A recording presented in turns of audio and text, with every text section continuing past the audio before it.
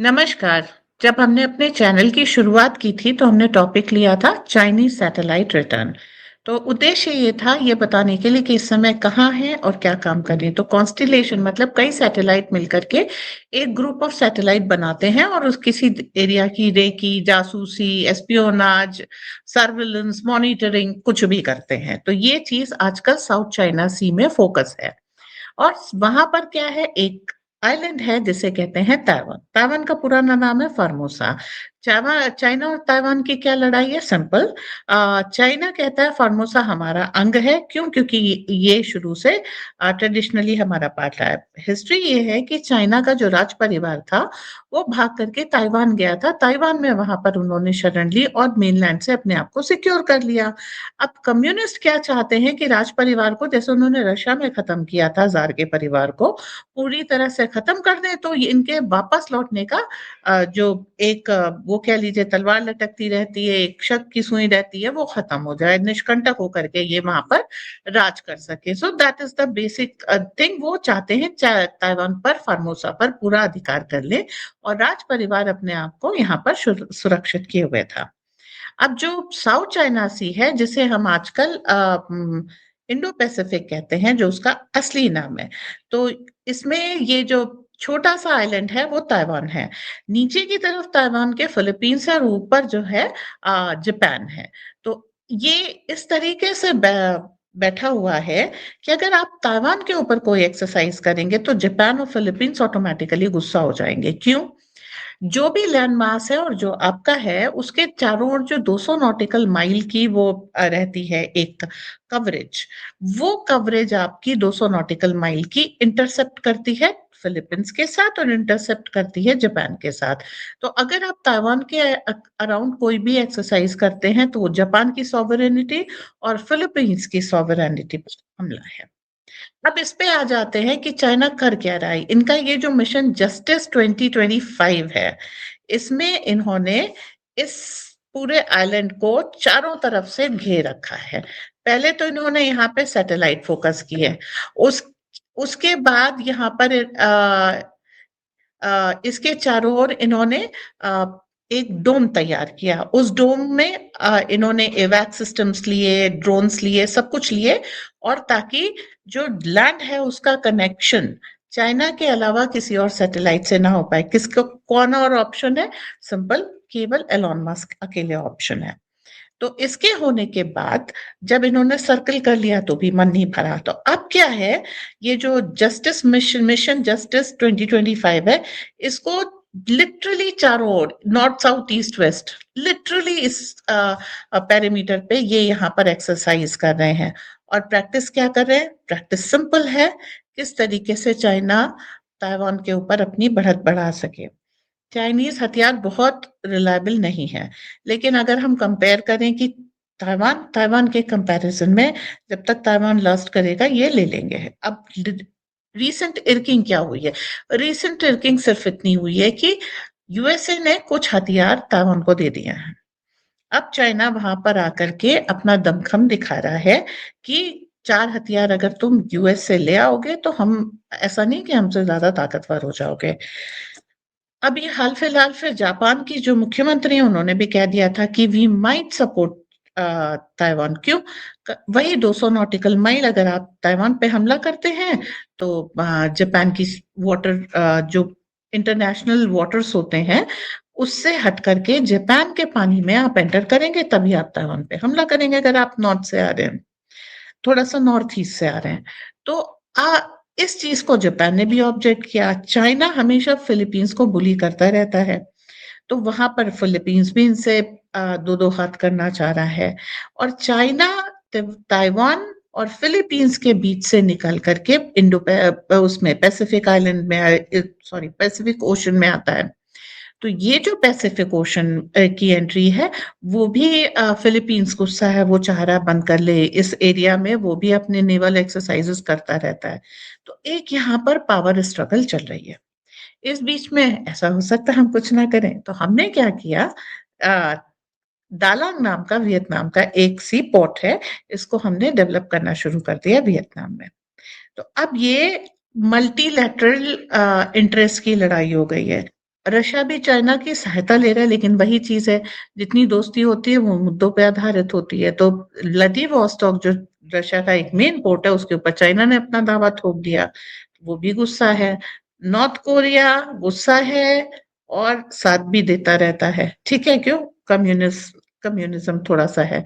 तो चक्कर क्या है कि इस एरिया की जो पावर स्ट्रगल है, वो कभी भी बदल सकती है और इस समय चाइना इस एरिया में बहुत ज़्यादा दबिश दे रहा है। तो 3-4 चीज़ें हो गई हैं। एक उनकी सैटेलाइट का कॉन्स्टेलेशन है और दूसरी हो गई इनके इवैक सिस्टम्स, जिससे वो सैटेलाइट कनेक्शन दूसरा वाला तोड़ रहे हैं, उसको एक ज़ीरो इंटरनेट एरिया बना रहे हैं और तीसरी चीज़ जो है वहाँ पर अपने ड्रोन से निगरानी कर रहे हैं। चौथी चीज़ अब वो अपनी वहाँ पर मिशन जस्टिस के तहत फ्रिजग्रेट वगैरह ले जा कर के एक एक्सरसाइज़ कर रहे हैं। अब ये चीज़ क्या करें, स्पेशली ताइवान के चारों ओर कर रहे हैं कि हम यहाँ पर परफ़ॉर्म कैसे कर सकते हैं। तो हमको मालूम है जब इंडियन आर्मी आती है तो चाइनीज़ आर्मी की कोई माइट नहीं है, तो इस बार उन्होंने बात बदल दी है। इस बार वो अपने रोबोटिक म्यूल्स, रोबोट्स और रिमोट ऑपरेटेड ड्रोन्स इन सब चीज़ों की सहायता ले रहे हैं, जिसमें ह्यूमन इंटरफेस की बहुत कमी है, लेकिन ये अच्छी तरीके से फ्रॉम अ डिस्टेंस ये ऑपरेट किया जा सकता है, ठीक है? चाइना के पास अंडर वाटर ड्रोन है, अंडर वाटर अनमैन्ड व्हीकल्स है, अ, एरियल ड्रोन्स हैं, टेरेस्ट्रियल हैं, एम्फीबियन है। आप बोलिए एक मच्छर के आकार का ड्रोन भी चाइना बना चुका है। अब देखिए फीजिबिलिटी, चाइना और यूएसए के केस में एक चीज आती है, वो है फीजिबिलिटी। कितनी फीजिबिलिटी है ये नहीं पता, लेकिन एडवर्टीजमेंट पूरा होता है, शो ऑफ पावर पूरा होता है। अब ग्राउंड रियलिटी बाद में हमेशा कुछ और ही निकल के आती है, पर शो ऑफ पावर में और एडवर्टीजमेंट में कोई कमी आप नहीं पाएंगे।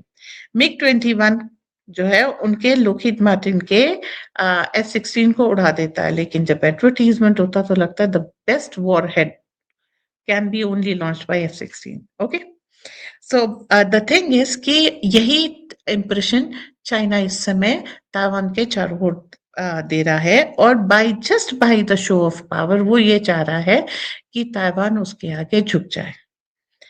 ताइवान अपनी बैकबोन पे चल रहा है। अब देखिए इस समय धीरे-धीरे आपने अभी देखा थाईलैंड और कंबोडिया में लड़ाई शुरू हो गई। ओके, अभी ताइवान के ऊपर दबिश हो गई। अभी फिलीपींस के ऊपर कभी-कभी दबिश हो रही है। तो चक्कर क्या है? साउथ ईस्ट एशिया, इस एरिया में लोग मेहनती हैं, टेक्निकल कामकाजी हैं। जो मिनरल्स चाहिए चिप इंडस्ट्री के, जो फ्यूचर ऑफ ये कह लीजिए कि एवरीथिंग है, फ्यूचर ऑफ वॉर है, फ्यूचर ऑफ टेक्नोलॉजी है, future of ease of living है, फ्यूचर ऑफ एवरीथिंग है, ठीक है? उस वो मिनरल और वो लोग, उनकी फैक्ट्रीज, ये सब साउथ ईस्ट एशिया में है। तो लड़ाई कहाँ आएगी? साउथ ईस्ट एशिया आएगी ही आएगी। ये इनके इन प्रकार है। अब चाइना के वेपन्स का डिस्प्ले इस समय कंबोडिया में भी हो गया। उनके रॉकेट लॉन्चर रॉकेट के साथ घर में ही फट गया, ठीक है? इससे पहले एक बार जब इधर इसी एरिया में भूकंप आया था तो चाइनीज स्टील से बनी हुई काफी सारी बिल्डिंग वो गिर गई थी, जिसके कारण थाईलैंड और चाइना में एक और थोड़ी सी प्रॉब्लम हो गई थी। अपने आप को तो वो एग्रेसर इस एरिया में हर एक देश की थोड़ी जमीन कुछ इंच भी मिल जाए तो चलेगा।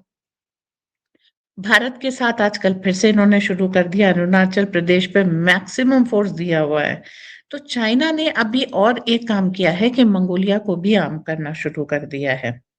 ओके, तो मंगोलिया भी मोदी जी के करीब आना शुरू हो गया। कोई भी इंडिपेंडेंट सॉवरेन नेशन नहीं ये चाहता है कि चाइना या यूएसए या कोई भी और देश हो फॉर दैट मैटर, फ्रांस हो, इंग्लैंड हो, वो उसको डराए, वो उसको धमकाए या फिर वहां पर अपनी मिलिट्री निकाल करके उस सॉवरेन की पावर को कम करे, उस देश का जो भी शासक है उसकी पावर को कम करे। सिंपल सी चीज है, ऐसा कोई भी नहीं चाहेगा और ये स्थिति इस समय ताइवान के साथ भी है और यही स्थिति इस समय मंगोलिया के साथ है। अरुणाचल पे वो दिखा नहीं सकते क्योंकि डोकलाम गलवान करके देख चुके, उनको पता लग गया कि भारतीयों के सामने निहत्थे भारतीय भी खूंखार शेर होते हैं। ठीक है? इनसे लड़ने का मतलब है बकरी बन करके शेर के मुँह में जाना। तो अभी क्या कर रहे हैं, वो जो भारत के लोग ट्रैवल कर रहे हैं वाया चाइना या किसी काम से चाइना जा रहे हैं, ये उनको हैरेस कर रहे हैं। डायरेक्ट नहीं कर सकते ना, तो इनडायरेक्ट कर रहे हैं। ओके? तो चीज़ें चाइना क्या कर रहा है, अभी उसको लीज़ ऑफ लाइफ दी गई है। क्यों दी गई है? कि अगर चाइना और यूएस साथ में हो जाएँगे, तो दुनिया भर की मुसीबतें कई गुना बढ़ जाएँगी। तो अब क्या करना है, आपको चाइना को अपनी तरफ रखना, आरआईसी मतलब रशिया, इंडिया, चाइना के एक स्पेशल ग्रुप में आपको चीन को रखना है। तो इससे चीन को क्या मिलती है? Lease of life. वो जो यूएस से व्यापार कम हो रहा था, वो जो व्यापार यूरोप से कम हो रहा था, वो आपको रशिया और भारत से मिल जाएगा, उससे ज़्यादा ही मिल जाएगा, ठीक है? तो जैसे ही ये साँस की जगह मिली, चाइना ने अपने हाथ-पैर फैलाने शुरू कर दिए कि अब चीनो अरब हमारा, वही वाला हाल है, अब मंगोलिया, ताइवान हमारा, उस तरीके से अरुणाचल हमारा, ठीक? खाने को कुछ नहीं है, सारा जहाँ हमारा, इस पे चल रहे हैं वो।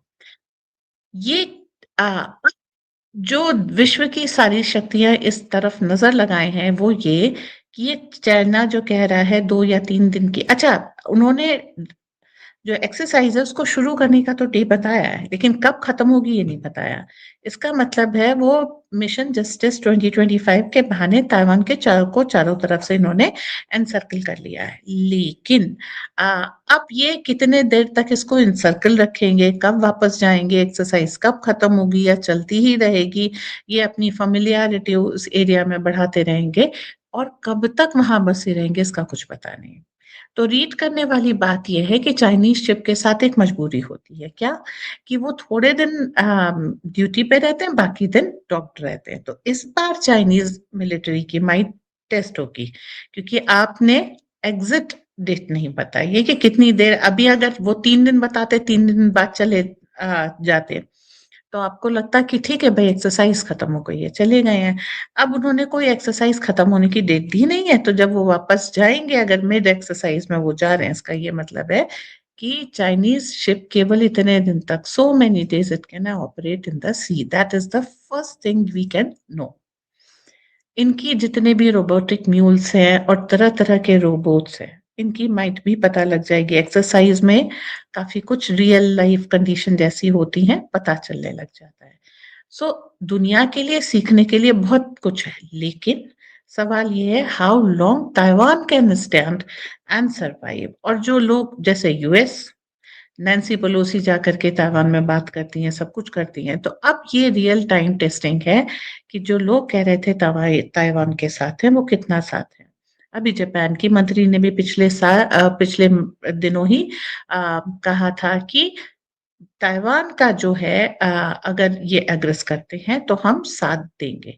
तो अब देखना है कि रियल लाइफ सिचुएशन जैसे-जैसे आती जा रही है, कि सिचुएशन क्या रूप लेगी।